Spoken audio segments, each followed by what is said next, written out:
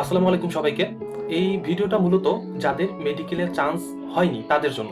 আচ্ছা, আমাদের কিন্তু মাত্র 5% ধরতে গেলে মানে পার্সেন্টেজ হিসাব করলে মাত্র 5% মেডিকেলে চান্স পায়। তার মানে কি বাকি ছাত্রগুলো ছাত্র না? অবশ্যই এদের মধ্যেও কিছু আছে। কিন্তু আমাদের বাংলাদেশে সিট সংখ্যা কম। এই কারণে তারা ওইখানে ওইভাবে নিজেকে প্রকাশ করতে পারে না। এখন এমন একটা স্টেজে তোমরা আসো আজকে, মানে আমার ক্ষেত্রে যেটা হয়েছিল, আমি তো 7 দিন বিছানায় শুয়েছিলাম, যেটা সত্যি কথা বলতে গেলে কিচ্ছু ভাবতে পারি নাই। এখন মানে জাস্ট একটা সলিউশন দেওয়ার জন্য বললাম যে তোমার হয়তো 2-3 দিন জিনিসটা কেমন লাগবে যে না আমার জীবন থেকে সবকিছু শেষ হয়ে গেল। যাদের প্রকৃতপক্ষে শুধু ইচ্ছা ছিল যে তোমরা ডাক্তারিতেই পড়বা, ডাক্তারি পড়বাই, শুধু তারা এখন কি করবা, যারা ফার্স্ট টাইমার তারা তোমরা আবার মেডিকেলটা দিতে পারো। কিন্তু এটা একতরফা জুয়া হয়ে যায়, কারণ সেকেন্ড টাইম মেডিকেল একটা কাটমার্ক 3 কিন্তু বিশাল, যদিও 5 থেকে কমায় 3 করা হয়েছে, এটা কিন্তু একটা বিশাল মার্ক। যেটা ওইভাবে কোশ্চেন দেখতেছো তো দিন দিন কোশ্চেন কাটমার্ক কিভাবে কোন পর্যায়ে চলে যাচ্ছে। আর কোশ্চেন ইজি হলে কিন্তু পরীক্ষা সব থেকে খারাপ হয়। যারা বেশি পড়ে, যারা জিনিসটা বেশি একটু আয়ত্ত করতে চায়, তারা কিন্তু ইজি কোশ্চেনই বেশি ভুল করে থাকে।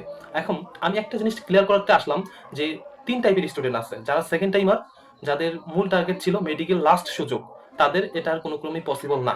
তাদের আর ফার্স্ট টাইম যারা আসো তাদের একটা সুবিধা হচ্ছে কি যে তারা আরেকবার মেডিকেল দিতে পারবা। তোমাদের ক্ষেত্রে ফার্স্ট টাইমারদের ক্ষেত্রে একটা সলিউশন বলতেছি, তোমরা যাদের ইচ্ছা যে শুধু ডাক্তার হবা তারা অবশ্যই আবার মেডিকেলটা দিতে পারো। কিন্তু যারা মনে করো সেকেন্ড টাইমার, যাদের আর কোনো সুযোগ নেই, স্কোপ নেই, তারা কি করবা, তোমার যে কোনো একটাকে টার্গেট করো। এখনো কিন্তু একটা পথ আছে নামের সামনে ডাক্তার লাগার, পদবি লাগার। আমি বর্তমানে খুলনা কৃষিতে অধ্যয়নরত, আহ, আমি ভেটেরিনারিতে।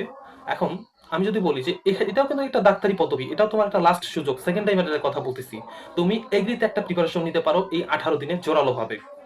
আমাদের কার্যক্রম প্রাথমিকভাবে শুরু হয়েছিল, যেহেতু আমি একা নতুন কাজ শুরু করছিলাম, ওইভাবে ইয়া করতে পারিনি। আমি তোমাকে একটা ভালো সাজেস্ট করব, সুমন ভাই, ফিজিক্স হান্টার্স, এখান থেকে তোমরা একটা কোর্স কিনে নিজেকে লাস্ট একটা হোপ সেকেন্ড টাইমারদের জন্য, সেটা হচ্ছে কি এগ্রি, এখানে ভেটেরিনারি নিয়ে তোমরা পড়তে পারো। তাহলে তোমরা কিন্তু ডাক্তার হওয়ার যে ওই আফসোসটা একটু হলেও কমবে।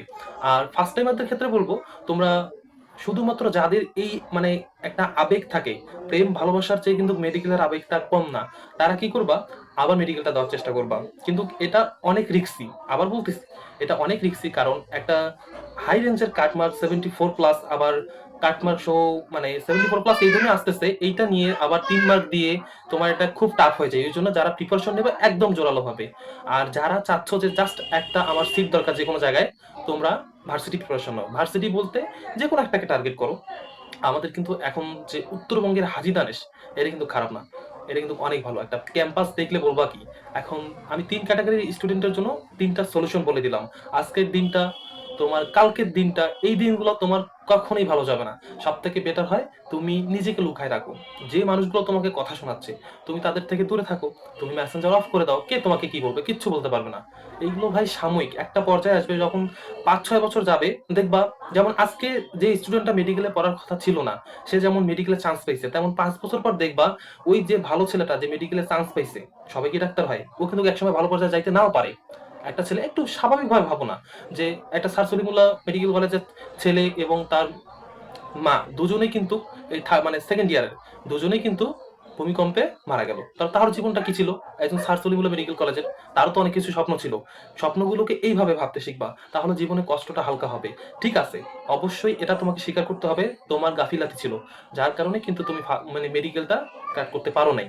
এখন আমি তোমাকে সলিউশন গুলো বললাম, ফার্স্ট টাইমার, সেকেন্ড টাইমার, আবার যাদের খুব ইচ্ছা প্রবল যে মেডিকেলে পড়বো, তাদের ক্ষেত্রে একটা সুযোগ হচ্ছে এগ্রি, লাস্ট সুযোগ। এখানে তুমি ভেটেরিনারি নিয়ে একটা ডাক্তার পদবি নিয়ে পড়তে পারবা।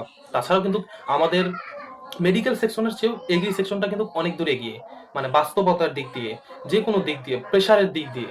এখন তোমার হাতে অনেক অজস্র সময় বলতে কিন্তু নেই যে তুমি ভাববা, কারণ ওই ধরনের সময়গুলো এবার দেয়নি। তোমার হাতে মাত্র ভাবার মতো 1 থেকে 2 দিন আছে, এর বেশি তুমি সময় নষ্ট করতে পারবা না। আর আমি চাই তুমি সময় নষ্ট করো, সেটা কিভাবে, বিছানায় শুয়ে কান্নাকাটি করে, যেভাবেই হোক।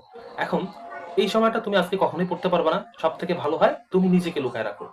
কারণ ফার্স্ট টাইমারদের ক্ষেত্রে একটা সুযোগ কি, যারা আবার সবগুলো এক্সাম দিতে পারবে, বুঝতে পারছো?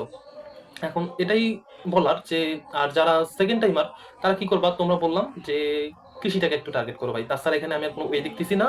আর যাদের ইচ্ছা যে না আর দিব না, বিরক্ত লেগে গেছে মেডিকেলের প্রতি, তারা তোমরা যে কোনো একটা ভার্সিটি এই চেষ্টা করতে পারো।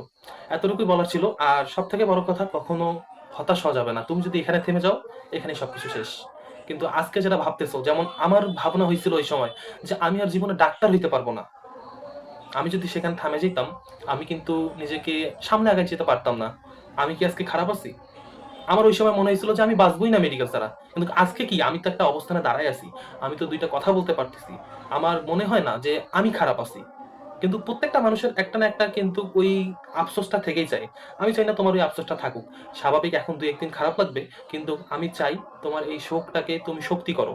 কারণ এই জিনিসগুলো একজন বড় ভাই হিসেবে আমার দায়িত্ব। কারণ আমি যে জিনিসগুলো ফেস করতেছি, তুমি কিন্তু ওই জিনিসগুলো এখন ফেস করবা। তোমার যে খারাপ লাগাটা কাজ করতেছে এখন, তুমি বিশ্বাস করো ভাই, তোমার ২ দিন পরে আস্তে, আস্তে ধীরে, ধীরে তোমার এই জিনিসটা আর কখনো মনেই হবে না। যে আমি না মেডিকেলে পড়তে পারলাম না। যখন একটা ভালো বা জায়গায় বা এগ্রিতে একটা সাবজেক্ট নিয়ে পড়বা, ৫ বছর পর মনে হবে যে না আমি তো খারাপ জায়গায় নেই। বরঞ্চ ওদের থেকে ভালো স্কোপ পাবা তুমি। মেডিকেলের থেকে, এমবিবিএস থেকে আমাদের ডিভিএম বা যেকোনো সাবজেক্ট বলো এগ্রির অনেক প্রায়োরিটি বেশি থাকে। ম্যাক্সিমাম এগ্রিকালচার আর ডিভিএম এর। কারণ এখান থেকে তুমি স্কলারশিপ করে বাইরে যেতে পারো। আর বাংলাদেশে তো হাজার, হাজার চাকরির অফার। মানে জব সেক্টরটা কৃষির ক্ষেত্রে এতটাই প্রসার যেটা বলার মতো না। আর বিসিএস এর কোটাও তো ঠিক আছে। ওরাও ২ টা সুযোগ পাবে, ২ ভাবে বিসিএস। তুমি একটা আলাদা কোটা পাচ্ছ। ৪ থেকে ৫ টা কোটা থাকে বিসিএস এ মেডিকেলদের মতো। ওরা কিন্তু একটু পিছিয়ে আছে। ওরা কিন্তু রেডিমেড বাড়ি গাড়ি পাবে না যদি তুমি বিসিএস এ টিকো। তুমি ক্যাডার হলে তুমি কৃষি থেকে পেতে পারো। সবথেকে একটাই কথা, সবে শুরু। এখনো কিচ্ছু শেষ হয়নি। নিজেকে ওদের সাথে কম্পেয়ার করতেছো, যে বন্ধু বান্ধবগুলোর সাথে কম্পেয়ার করতেছো, এই জন্য খারাপ লাগতেছে। কিন্তু নিজেকে যখন একা রাখবা তখন আর মনে হবে না যে না যা হইছে হইছে।